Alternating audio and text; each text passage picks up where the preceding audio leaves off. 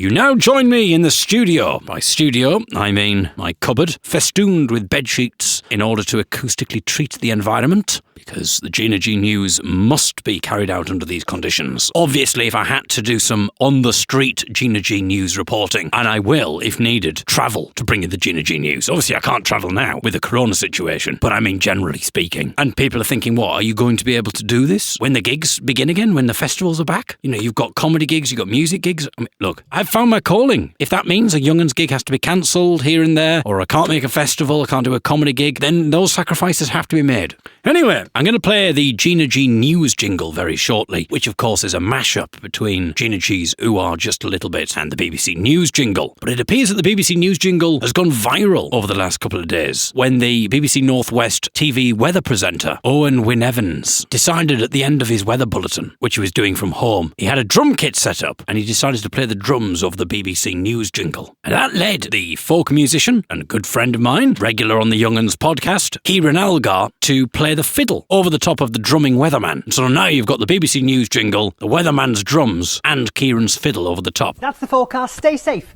and I'll see you soon.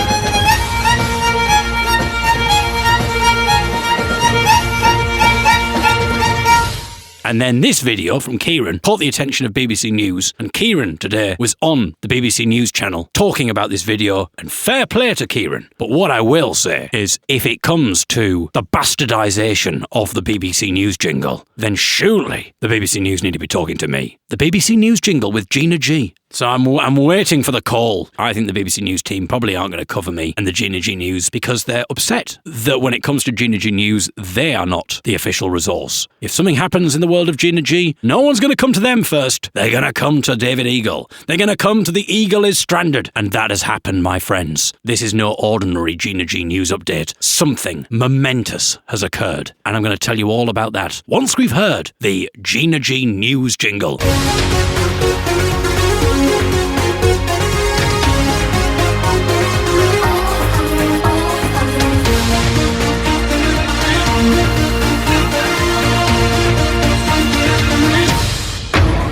Maybe I can get Kieran to do some fiddle over the top of the Gina G News jingle. Maybe I can get the weatherman to do some drums. But anyway, sorry, this is no time for humour. It's time for reverence, because it is the Gina G News. We have a contractual obligation to bring you the Gina G News at least once a week. Thursdays is Gina G News Day. Of course, if we get Gina G News some other time, we'll stop everything and we'll bring that to you. I received the following email earlier today, and it says this. Hello, David. I am a massive fan of David Eagle, the David Eagle podcast, and the Eagle is Stranded series. I was somewhat taken aback when I first heard that you had become the official resource for Gina G News, and I knew I must get in touch. It has taken me over 2 weeks to pluck up the courage, but after listening to the Gina G News last Thursday, I knew that something must be done. In 2012, I was working as a studio technician in the studio where Gina G was recording her unreleased single, Set the Night on Fire. In your Gina G News bulletin last Thursday, you mentioned that Gina G had posted on social media that her new song, Set the Night on Fire, was due for release in 2012. However, the song never saw the light of day, and soon after, Gina G disappeared from the public eye. I do know that the record label were not happy with the new direction Gina G was taking her music. Gina G's people announced that the song was called Set the Night on Fire, spelt night as in night and day. This was not the case. The song was called Set the Night on Fire as in Knights of the Round Table. It was, in fact, a song all about the conflagration of medieval cavalrymen. It was quite a brutal, bloody song, a complete departure from Gina G, whose previous songs covered standard pop subjects such as love, sex, and partying. Fortunately, when I realised that the record label were not going to release this song and that the world would never hear it, I had the foresight to copy the song onto a memory stick, which I still have in my possession. This, I believe, is now the only extant version of Gina G's unreleased song in the world. I understand that this is a lot of responsibility for one man to have on his shoulders. Therefore, I have not included the song in this email. If you are willing and ready to out this never-to-be-released song to the world, then please get in touch and I will send this song to you to be played exclusively on the David Eagle podcast.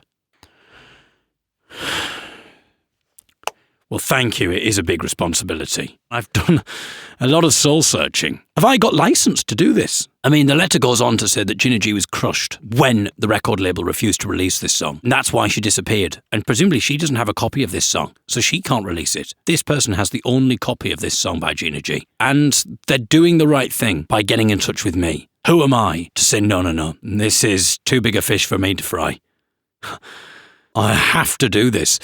I accept this. I feel as if I have an obligation. How can I claim to be the official resource for Gina G News if I shirk my responsibility, if I'm cowed by the enormity of this? Gina G's been quiet for all this time. There is no Gina G News. Someone presents me with this. A part of me thought, just keep it quiet, David. Don't say anything. Let the Gina G News fall by the wayside. I considered revoking my contract and saying, no. Let this go to someone else. Someone who can battle record labels, who has the legal nous and the resources to be able to do it.